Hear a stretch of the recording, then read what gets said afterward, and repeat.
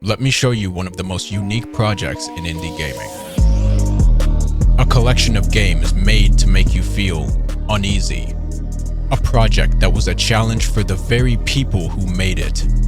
It's called C.H.A.I.N.G.E.D, the chronological, haunted, anomalous, interconnected narrative.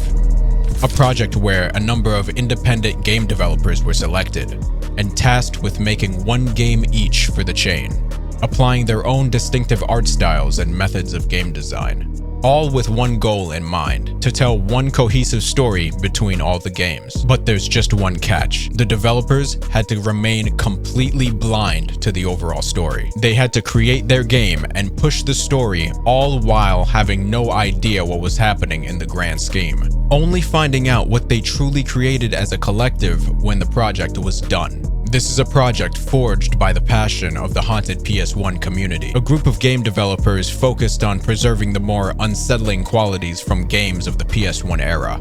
Organized by Adam Pipe, aka Paper Cookies, the developer who brought us the cryptic horror that is No Players Online, we are presented with a jam-packed collection of over 50 games to explore. So many only because, as of recently, in the middle of me doing research for this project, they released a sequel.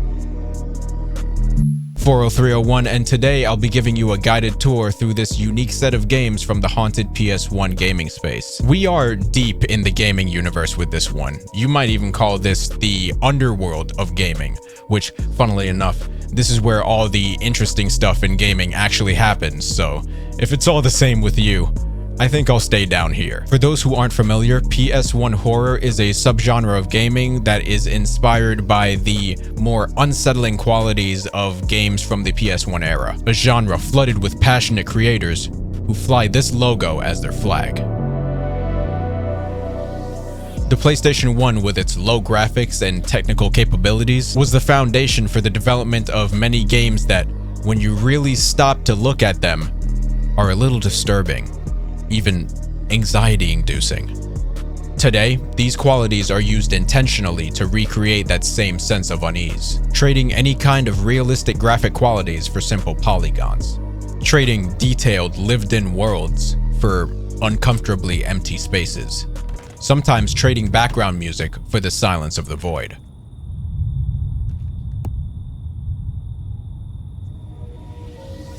And even simulating old CRT TVs and monitors with overlaid effects.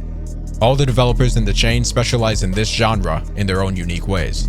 I don't want you all to confuse the C.H.A.I.N.G.E.D projects with the demo discs by Haunted PS1, the yearly released collection of PS1 horror game demos curated from the community. A tradition started by Brogan Hackett, aka Hyphenet, a game dev from Ireland. A tradition created with the purpose of promoting great PS1 horror game titles from the community. Although the first C.H.A.I.N.G.E.D project is presented by Haunted PS1, and Haunted PS1 is listed as one of the authors, the C.H.A.I.N.G.E projects are organized and spearheaded by Adam Pipe, aka Paper Cookies, who is a seasoned developer themselves, boasting their own catalog of unique, obscure games. And while the games on the demo discs are picked from a library of games that are already released or are to be released, the games in the C.H.A.I.N.G.E projects are custom made for a cohesive experience. So if you were thinking, oh, this is one of those haunted demo disc projects, yes and no. Mostly no. Step into Project 1, C.H.A.I.N.G.E D, a collection of 20 games by 20 different developers. That's one dev per game, all on a mission to create one cohesive story. Using a method sort of like Telephone, the children's game where we line up alongside our peers, a message is created by the first person in line, and the next person tells the next until we get to the last person, all for the joy of finding out how butchered the original message ends up. Only today, in this lineup, the first person in line is tasked with starting off an entire story with their game. When they're finished creating their game, they must send their game to the second developer in the chain with absolutely no instructions, no communications, no questions asked or answered. The second game is made based off the first game and then sent to the third developer. But the third developer does not get the luxury of knowing about the first game. Developers in the chain can only know about the one game previous to theirs. So each developer only has one game worth of knowledge to push the story forward. Of course, except for the first developer. They have it the hardest. The task of creating something from nothing. I'll say this now,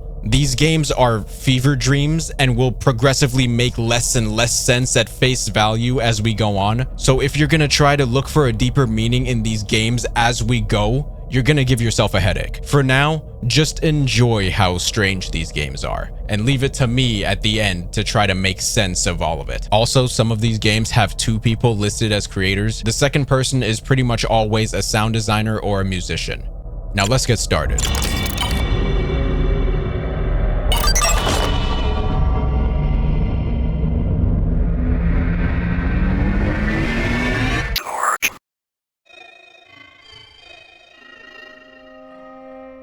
This is Torch, a game by C.H.A.I.N.G.E.D, and the beginning to this anthology of games.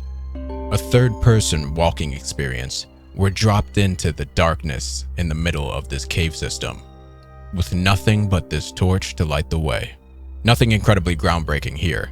Simple polygons make up our currently nameless protagonist, and bitmapped rock texture decorate the walls. The lighting from the torch lights our environment naturally, and our character's head moving with the direction of the camera is a great touch, one that I enjoy in all games, old and new. The goal is simple: get out, or at least that's all we can really assume. The cave walls appearing from the darkness gradually push us in the right direction, hallway to cavern and on, until we reach this space, seemingly larger than the rest before. A stone door decorated with an embossed skull, and as it opens, the light of the outside world pours in.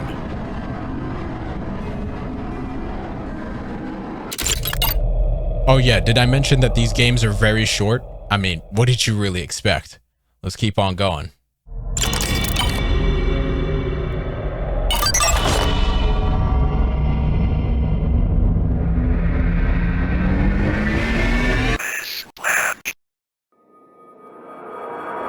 Out of the darkness, we enter a short game by Victor Krause and our host Adam Pipe. It's called Miss Blanche, a simple first-person experience that uses flat images to create its characters and environment. We emerge from the cave onto an overcast beach, with someone waiting for us. A man with bright red skin and a navy blue suit. He knows of us and of our journey. We are Miss Blanche, but what the journey is still a mystery. The man goes on to explain that we've exited the cave into some sort of dream reality of our own creation, shown by the fact that there's no cave entrance behind us, and the fact that this beach seems to go on forever in both directions. Whatever voyage we're on is at least partly psychological. Or maybe we can say that it's definitely completely psychological when taking into account what we are about to do.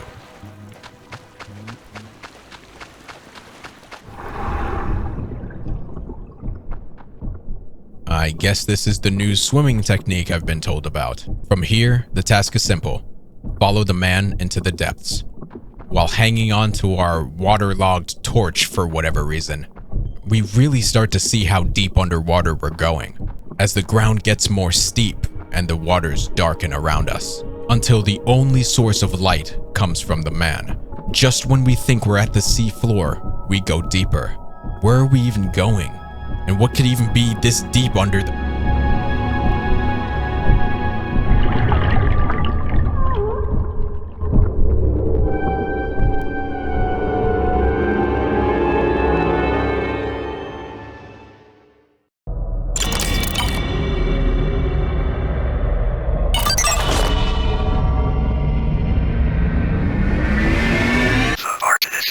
Apologies beforehand, this game has a constant flicker that gets worse over time. I can't seem to do anything about it. I'll try my best in post, but yeah. Far under the sea, or high in the clouds, is a strange place that I've found myself the keeper of. We currently have 3 successful participants enrolled here. Welcome to The Participants, a game by Z. Bill and Duendine F, an isometric underwater maze explorer, where we play as the red man in the navy suit. It takes 2 arrow keys to move in a direction, as everything is on an obvious slant. Our path forward is blocked by wooden planks, so the only path is behind where we started. Back here, we find Miss Blanche. alive but looking very drowned. The man describes her current state as fighting through a mindscape of her own creation. In plain words, she's in some sort of trance. And this trance is part of some kind of assessment, one that we're overseeing as the Red Man. And according to the text from the start, there are 2 other people just like this down here. We grab Miss Blanche's long smothered torch and use it to break down the plank wall blocking our path. A text screen appears with what reads like a recounting of an old memory, and then, oh dear God, what is that? We're approached by this thing and are presented with this battle screen. We stand in the center, the monster in the distance, and a monster stamina meter on the left. Each time the monster charges, we need to dodge with either the left or right arrow key. Once the monster's stamina is spent, we're free to attack. And so we banish the demon back to the depths of whatever kind of hell this place is. Walking through this area, we find the entrance to some sort of facility, with a 3 on the wall, indicating that this area that we're leaving is the 3rd. Walking through is like entering a building. There are pieces of tech littered around, and a wall of monitors. Only 3 monitors are on. For the 3 remaining participants, including Miss Blanche, we have 2 others to check on. Entering Area 2, we are ambushed by another monster, this vulture with hands for wings. After smashing it to a fine paste, we go to where we left participant number 2, but they're not here. There's just this small stack of stones. There's a path leading forward, into this area that looks like a horrendous crime scene. We find this glowing object in the corner, something that apparently belonged to participant number 2. We bring it back to the stack of stones and hold it up, and the object's energy draws participant number 2 out of hiding. They seem just fine. In fact, they seem to be having the time of their life, considering the state we left Miss Blanche in. Off to check on participant number 1, but not before we find a pistol laying on the ground. Don't ask questions. The pistol is needed because for some reason, the door to area number 1 is padlocked. Not anymore. We enter this dark red area. No participant, just this demonic creature standing in the corner, though it doesn't attack first like the others. When we engage the monster, the fighting mechanics are mostly the same. However, this monster uses up its stamina very quickly. Once its stamina is spent, we get the chance to aim our new gun at it, but not for long before it attacks again. We get multiple chances to adjust our aim until...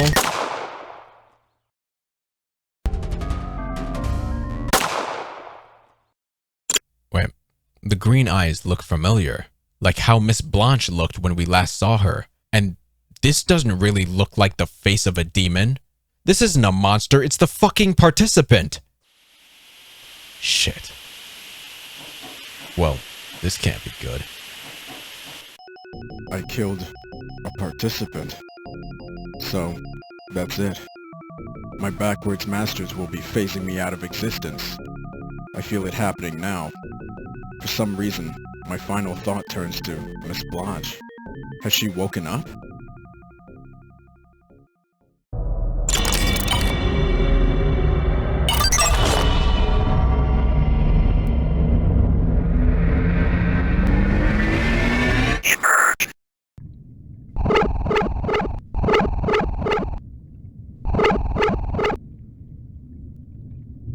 We awaken as Miss Blanche in Emerge, this dark underwater first-person experience by David Rodmad. We traverse this dark underwater cavern, passing others who seem to have drowned. Or maybe they're fighting through a mindscape of their own creation, as the Red Man put it. There are quite a few. And then there's this one, covered in this glowing substance. When we get too close, we're advised not to. And to the left of this body is a sea of this glowing substance. I'm guessing that we can't swim through that, so let's not try.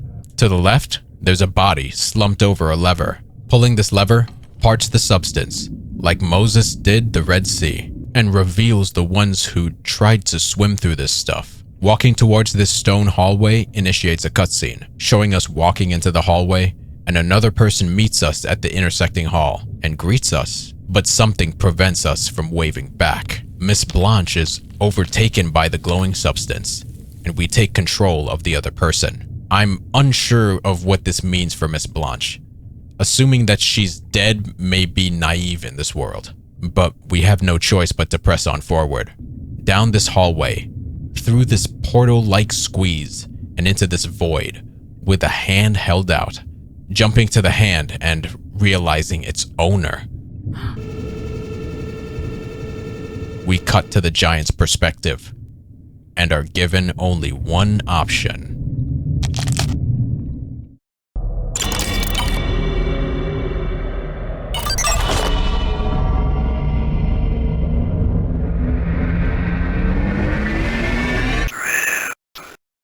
Congratulations. You aced the test. That scary place is far away. Miss Blanche will take you home now. Just stay right there. Congratulations. Congratulations.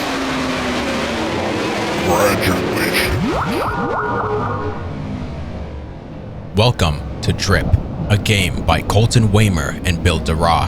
One that I have a hard time describing. The only thing that comes to mind when I see this is acid trip. We are ahead inside of an orb, falling through this strange cyclone. We can jump, hover, and dive, while collecting these gems along the way for a higher score. The entire time, someone is telling us that we shouldn't be doing this, and that if we continue, all of our testing will have been for nothing. We will never wake up, not when seduced by sleep.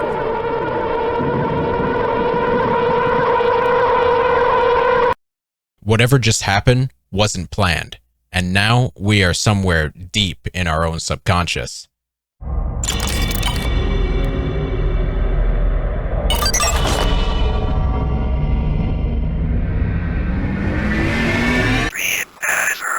Oh great, now you have sunk to the very depths of your consciousness. Miss Blanche is furious with you now, especially after you did so well in the tests. Enter Dream Ether, a game by Negative Entities and DJ Astral. This surreal 3D collection game. What items are we collecting? These cubes. 10 of them to be exact. Collecting them all brings us a key to the next level. The goal? Escape our subconscious, find our body, and wake up from this dream. You just want to hide in here, right? All you want to do is remain and sleep. Was it that scary place? Is that what this is all about? You passed, remember? The testing is over, I promise. For me, the music is the highlight of this game. The calm tunes, coupled with the visually stimulating levels, make for a very relaxing experience, to the point that I don't even mind the usually tedious collection mission.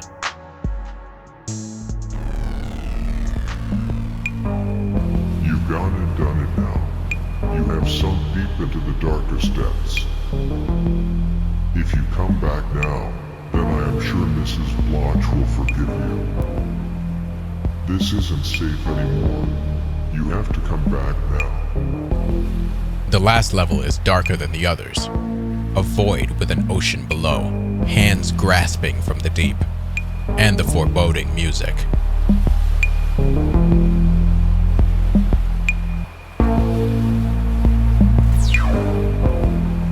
After retrieving the last key, it's time to retrieve our body.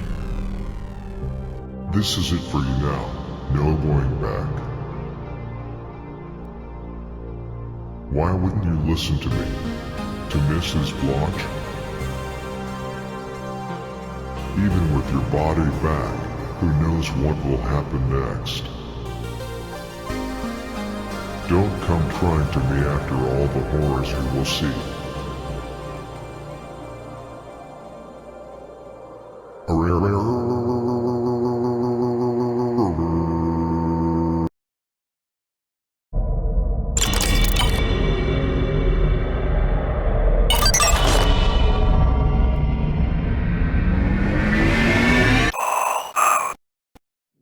Welcome to Ball Out, Phase 1 of our rebirth, by Just a Dude 1, a physics-based game where we play as the very first cell in the process of our rebirth. We're being tasked with bringing these blue cells to their rightful place. Moving rolls the cell around like a ball, hence the game's name. But put too much momentum in one direction and we'll end up falling off the edge. As the levels go on, they become more complex, adding ramps to make it more difficult to move around without sending ourselves flying over an edge.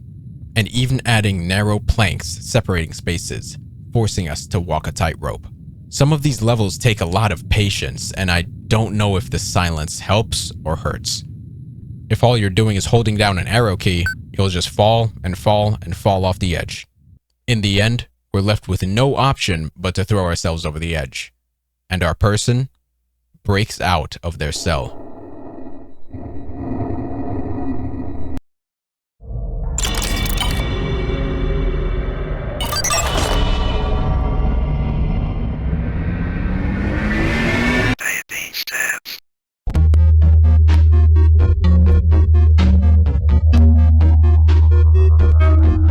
Welcome to Baby Steps, Phase 2 of our rebirth. A game by C.H.A.I.N.G.E.D. This is our person. And this, what we're holding on to, was our cell. The same one we were rolling around in and broke out of. But we're still connected by what looks like an umbilical cord. Our objective? Escape, I guess. Escape this strange place with bloody floors and checkered walls. We find ourselves being attacked by these blob things. Left click to smash them with our cell. Eliminating all blobs opens the gate to the next area. Simple enough. Enter an area, defeat all enemies, progress to the next area. Don't get hit, or it's back to the beginning. Once we do make it to the end, we find this buzzsaw spinning up from the floor. Looks like it's time to cut off some dead weight. Sacrifices must be made. We cut the cord and move on. A new existence awaits.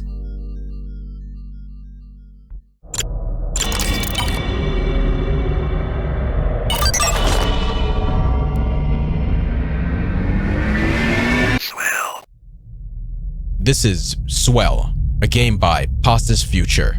It starts us as this blob in the dark. We can move around, and out of the darkness, we can see movement, but just barely. But before we know it, we are consumed. Okay, let's not stand around this time. As we move, we encounter smaller blobs around us. Running into them allows us to consume them and become larger. This is a regular big fish eats little fish game, where we need to become as large as possible to take on the largest blob in the area. And traveling around in this darkness is sometimes really difficult, and sometimes it takes a really long time for you to find a smaller target to consume. But once we do become large enough, we finally achieve rebirth.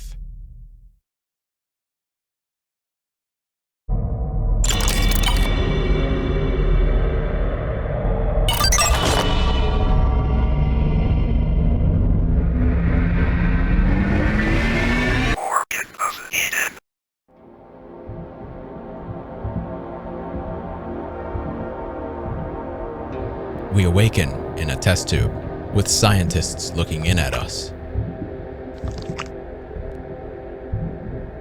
Well, it's not much of a game if we're stuck in a fucking test tube now, is it?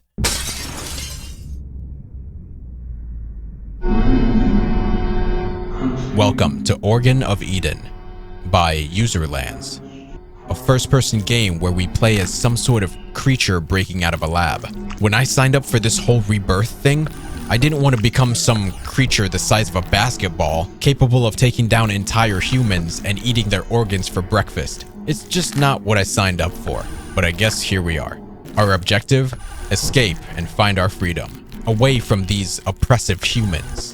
But are these humans? I'm not entirely convinced. The facility, or prison, starts to crumble around us as everyone just stands around, staring at us, not in fear, just emotionless. Shouldn't they be trying to catch us or something? Maybe evacuate from the fucking collapsing building that they're standing in? Regardless, we try to find our way out, as we seem to be the only organism with more than half a brain cell. Then we find a lemur? And before anything has the chance to make any sense, the game ends. This is the end of what I call the Rebirth Saga, conveniently halfway through the entire project. These 10 games were a roller coaster to say the least, but I believe that these last 10 games are some sort of loose metaphor for childbirth. We start as a woman who undergoes great physical and mental suffering, eventually being ruled out as the focus of the story. We then begin as a single cell trying to find its way. We break out of that cell and part ways with it. We go through the process of growth and break out of our chamber, or the womb, to freedom. We have 10 more games to go, and despite the fact that all 20 games are supposed to be one cohesive story, everything from here is honestly like a whole other story in itself. So with all that in mind, let's get started. Part 2 of Project 1.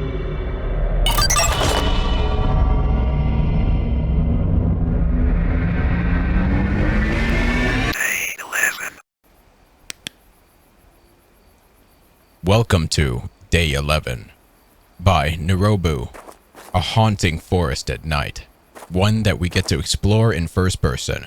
We start at the back of a van. Turning around and attempting to leave gives you this text that says, "I'm not done yet. We've got something to do." So we set off into this low polygon forest with nothing but a dim flashlight. The lack of fine detail and the overall look of this game leaves it with a very unsettling feeling. Like anything could jump out at us at any time. And we probably wouldn't even get a good look at it if it did. We can barely see it, but there's a faint light glowing through the darkness, leading us to this well. When we approach, we're given a prompt to interact with it.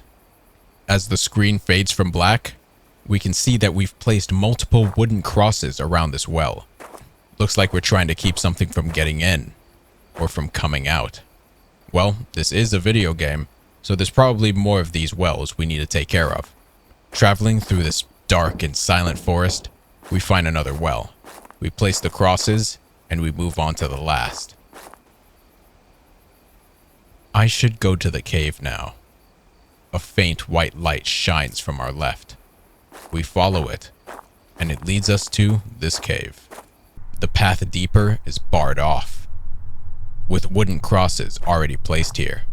To the left of the gate is an opening. It's not much, but it should be enough for us to squeeze through.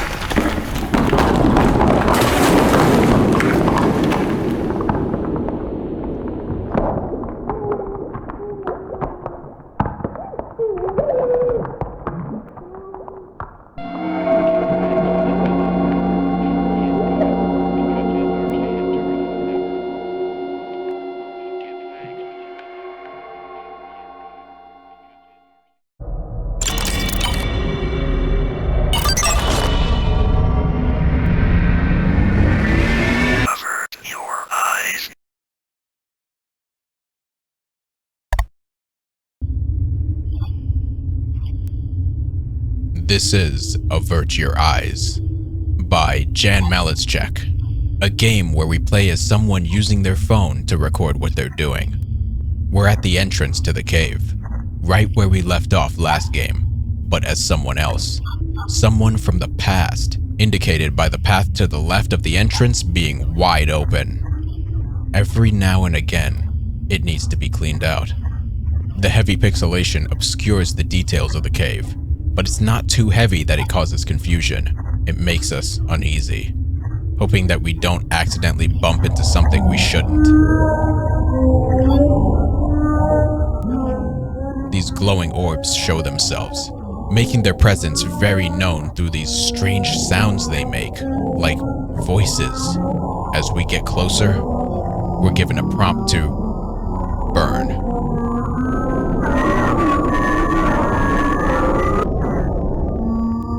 I guess this is the cleaning we need to do. Sterilizing this cave of these strange orbs that seem to be alive, speaking, and feeling the pain of being burned alive before exploding, leaving the actual cave less than clean. This game grows increasingly disturbing when the orb's voices start to sound like children.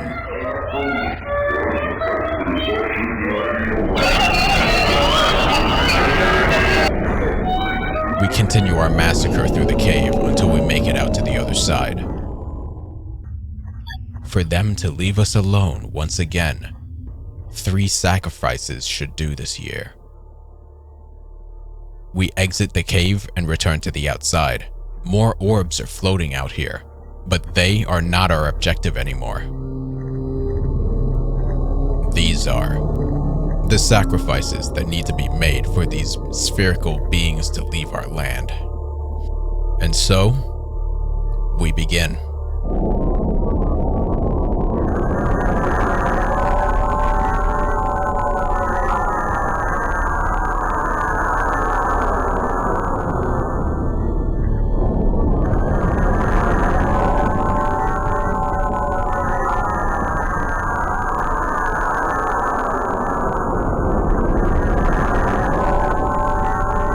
It is done.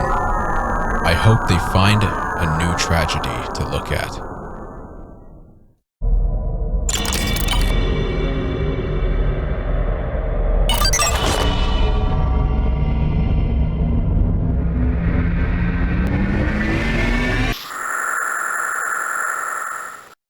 Welcome to This Game by C.H.A.I.N.G.E.D. I'll leave you all to try to translate this name, if it means anything at all. It's a sort of wall-dodging game. It's simple enough. We're always moving forward. Don't hit any of the walls, or you'll start over. At the end of each sequence of wall clusters, we are greeted by one of the orb creatures. Looking at it more clearly, it looks like an eye. But I'm gonna continue calling it an orb creature, because I have a better chance of pissing people off that way. The creature attempts to speak with us. I know you came for knowledge. The orb leaves, and we go back to dodging more walls. More than last time. Many were burned to stop us. And for what? Your superstition is illusory. Well then, that's a lot. The walls bombard us, sending us flying above the level and tossing us around like a rag doll. We honestly just have to wait out all this pain and suffering before our last meeting with the orb. We understand now. We shall find another tragedy. We are free. You are a fool.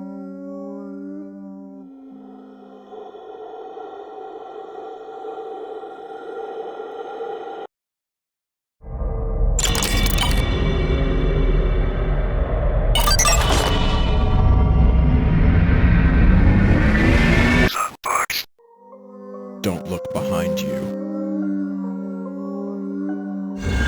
Set us free. But you won't escape from here. You will not find the books. This is The Books by Infinite Noodle, another collection game within a maze. The objective is to find 9 books hidden within this maze and return to the room in the center. All the while, 4 of the orb creatures from before are constantly hunting you. The controls are purposefully dated in this game. You can only move forwards or backwards, and turning is its own thing, making it difficult to round corners, especially when one of these orbs is chasing you, marked by the change in music. Some of the books are out in the open, but the others are hidden in corners. You can't really just run through and find them all. You really have to stop and inspect every inch of this maze, leaving you open for one of these orbs to catch up with you. If you're caught by an orb, there's no punishment really.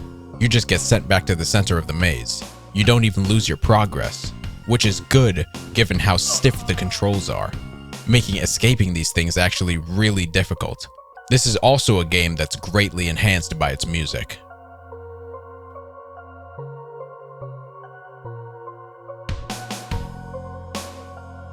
Once you've found the last book, it's back to the center of the maze, to this reading desk to open the books. But the books are too powerful. Our feeble human mind can't handle it. You are going to join those who already failed. You are a tragedy.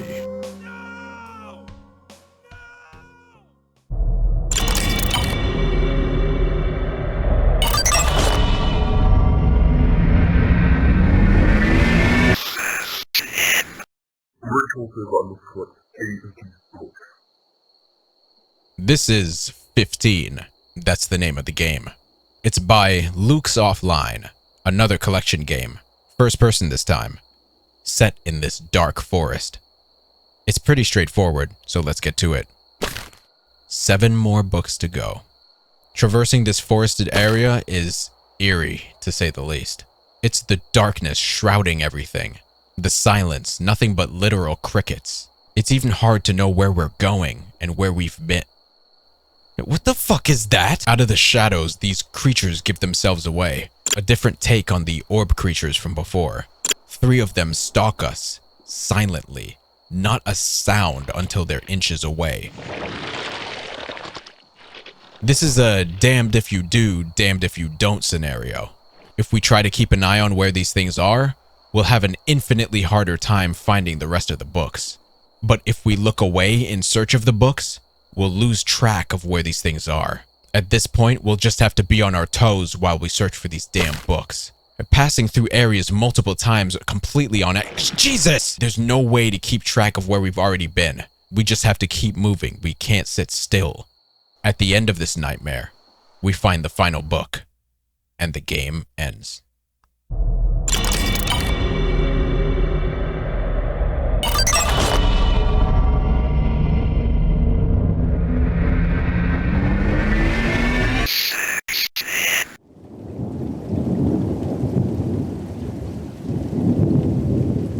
This is 16.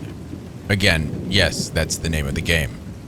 Another first-person experience, this one by Neither Nathan, and it's one of the most unnerving games in this project.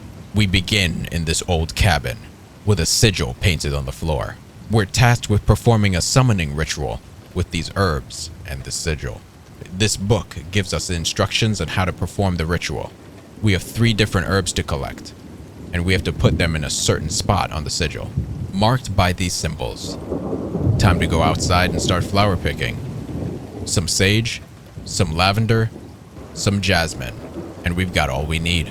We go back to the book to match up the herbs with their sequence of symbols. I think I've got it. I place all the burners in position, and then go to place the first herb. Fuck, I'm not sure, and I'm stuck here. It won't let me back out.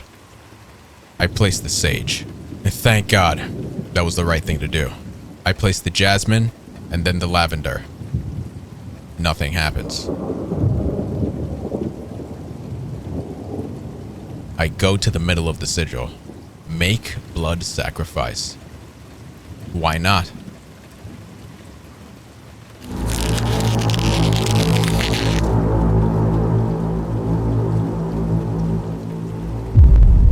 Another eye creature, much larger than the ones before, is blocking our exit.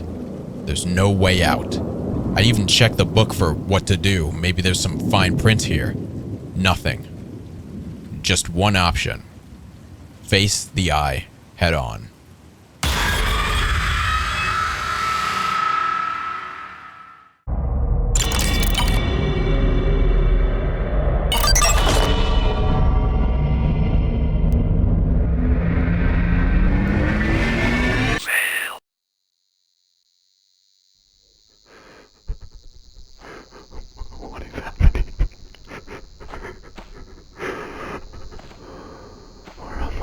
This game is called Veil by Amos Sori. It starts us at the edge of a moonlit forest. It leaves us to walk in silence. More books littered about, but when we approach them, they just fly away from us. It's quiet as usual, and then more rain. What the hell was that? The area is flashing with the lightning, but it's like there's something appearing in the corners of my eyes. Something is there, coming at us. It's the damn eye again. We can't run. We can only...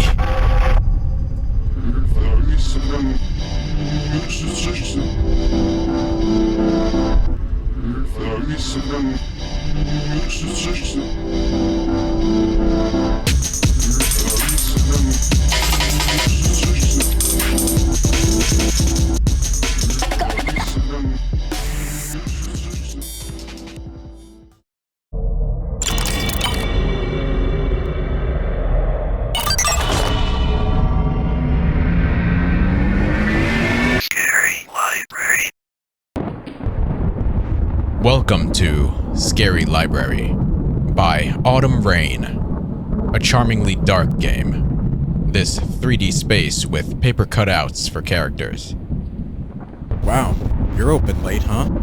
Yup, I'm, nocturnal. Whoa, cool. Shh, go look around or something, please. This game reminds me of old point-and-click adventure games from way back when. Just a lot darker. With thunder so loud it sounds like bombs going off in the distance. Exploring the library for the first time, we learn the layout, but find nothing. Going back to the front desk, the librarian is missing. There's just this paper left. She's gone, but this note with a rune on it is here. I wonder if there are any more. Well, let's go find the other 6 notes. Wait, what is... Are you kidding me? This spider creature comes out of the cut and starts to chase us. And look, it's the librarian. How nice. Now we have to traverse this library, find all the pages, all while dodging this thing's unwanted advances. The last page is back in the center room. I thought that the creature would chase us in here, but it doesn't. It's out in the lobby, surrounded by the pages we've collected. Be gone, monster. I collected all the pages. Stop possessing the librarian.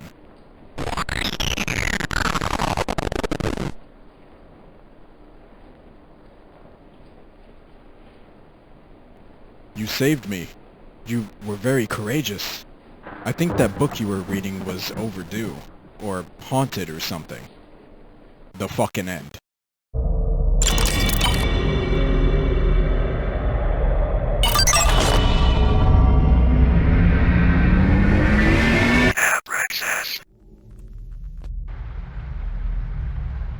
I've got to do this fast. They've already took over everywhere. Welcome to Abraxas, another game by Neither Nathan, starting us at the entrance to this dark library. Not like before. This one is truly disturbing. Our goal? Retrieve 1 book on this shelf, and then get the fuck out. Already, we can see movement on the 2nd floor, but that's where we need to be. So we head upstairs. These figures float by like ghosts. The shelf we're at is 2N04, but the one we need is 2N4. Oh shit! Shit! That was too damn close. Damn it. And we've got to go back up there. But these damn things are everywhere. I nervously check the bottom floor because I don't want to go back up there. But no. The book is definitely on the 2nd floor. So here we go again. I'm cautious this time, keeping one eye out and the other eye on the shelf number. 33, 32...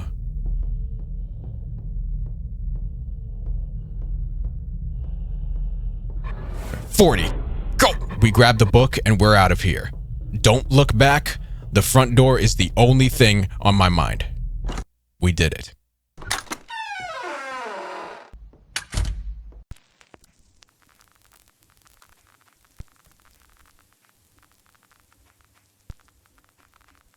Son, when there's nothing more to do, give yourself to the void. After reading the book, we're shown this scene. An empty city with some sort of colossal demon on the horizon. It's kind of a sad scene. And from here, it just fades to black.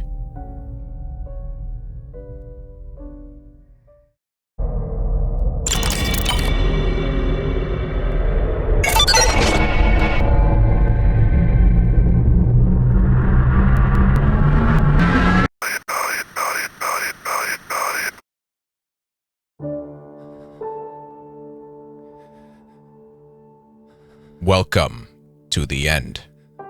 The last game by Corpse Pile. This dreamlike space with the figures from the library floating above, dozens of them. There's only one thing to do: walk forward. But as we walk, we grow weaker until we collapse and are forced to crawl the rest of the way towards someone in a chair in front of a TV. I have to say, I'm impressed you made it this far. Reliving your death over and over again is not a weight many souls can carry. You endure the fear and pain from each cycle in hopes of postponing humanity's end. Prolonging your suffering to delay that of others is respectable, but we both know it's nothing more than a fool's errand.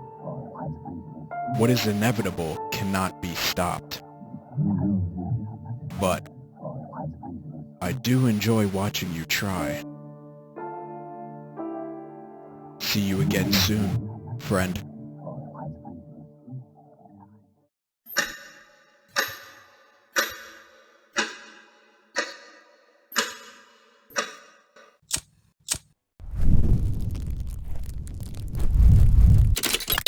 The end. I call this saga the Enlightenment Saga because of the constant focus on collecting books and seeking knowledge. Knowledge that's too much for us to understand. The evolution from trying to destroy these orb creatures to trying to appease them to trying to understand them, going as far as to summon them, only to awake something that destroys us all, leaving us with nothing. The never-ending hunt for knowledge will eventually be our own undoing. Enter project number 2. Changed. The chronological, haunted, anomalous, interconnected narrative. Guide each decision.